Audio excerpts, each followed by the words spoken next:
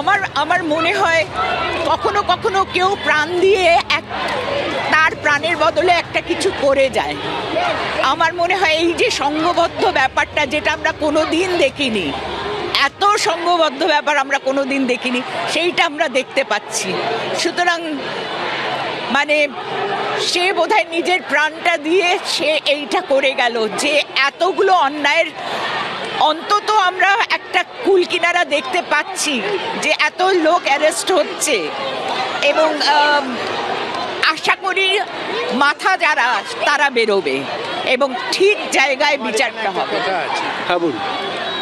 আমার যেটা মনে হয়, যেহেতু ছাত্ররা প্রথমে যেটা পরিষ্কার করে বলে দিয়েছে যে আমরা এর মধ্যে কোনো রাজনীতি করতে চাই না এবং রাজনীতিকে প্রবেশ করতে দিতে চাই না, এটা আমাদের একটা দাবি এবং তার মধ্যে কোনো রাজনীতির রং নেই। এটা সমাজের দাবি, সমাজের দাবি, সাধারণ মানুষের দাবি, এবং সাধারণ মানুষের জন্যেই কিন্তু আজকে আমাদের যে কোনো দলই আসুন সাধারণ মানুষের সাহায্যেই তো, তাদের সাপোর্ট নিয়েই তো।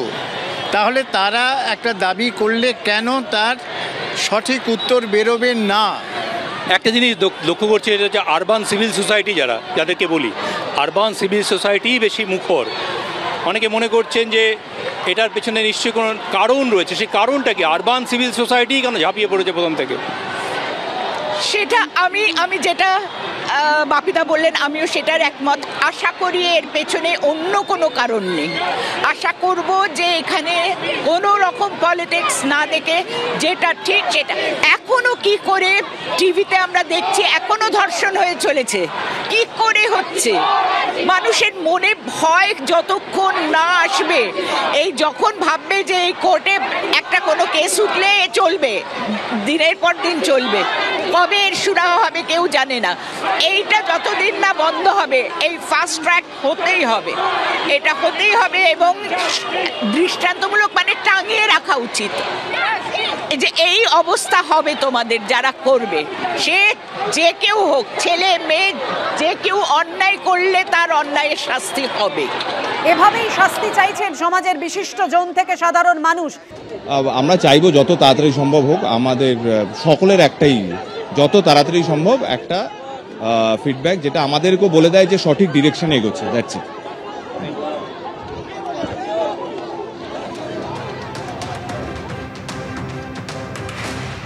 আমাদের সঙ্গে রয়েছেন আমাদের প্রতিনিধি অরিত্রিক ভট্টাচার্য। দেখতেই পাচ্ছেন সমাজের বিশিষ্ট জন থেকে সাধারণ মানুষ সবাই এই প্রতিবাদে সামিল হয়েছেন।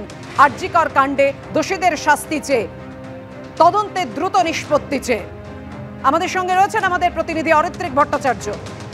অরিত্রিক, দেখো, আমরা এই মুহূর্তে সল্টলেকে যে চেহারাটা দেখতে পাচ্ছি, প্রাথমিকভাবে এখানে মিছিল শুরু করেছিলেন চিকিৎসক, নার্স, চিকিৎসা কর্মীরা। সেই মিছিলেই আস্তে আস্তে সাধারণ মানুষ জুড়ে যাচ্ছেন।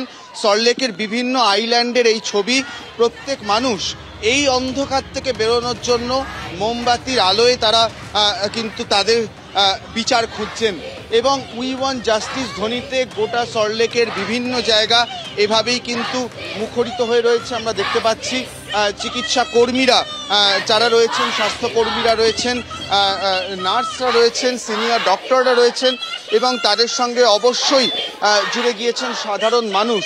আজকে আমরা জানি যে 9টা থেকে 10টা আলো নেবানোর কথা বলা হয়েছিল। ওই সময়টা মোমবাতির আলোতে ভরিয়ে তুলতে হবে, এবং ঠিক সেরকমভাবেই এই মিছিলে যারা অংশ নিয়েছেন তাদের প্রত্যেকের হাতেই প্রায় মোমবাতি, কিন্তু তারা নীরব নন, তারা একেবারে সোচ্চারে প্রত্যেকে কিন্তু এই আরজিকরের যে নারকীয় ঘটনা তার বিচার চাইছেন। খুব স্বাভাবিকভাবেই আমরা দেখেছি এর মধ্যে যে আগামীকালকে সুপ্রিম কোর্টের যে শুনানি, সেই শুনানি পিছিয়ে গেছে, যেটা কিছুটা হলেও আঘাত দিয়েছে এখানকার যারা প্রতিবাদী তাদের, কিন্তু তারপরেও তারা অপেক্ষা করতে রাজি। তারা বারবার যেটা বলছেন যে বিচার যত পিছবে মিছিল তত এগোবে।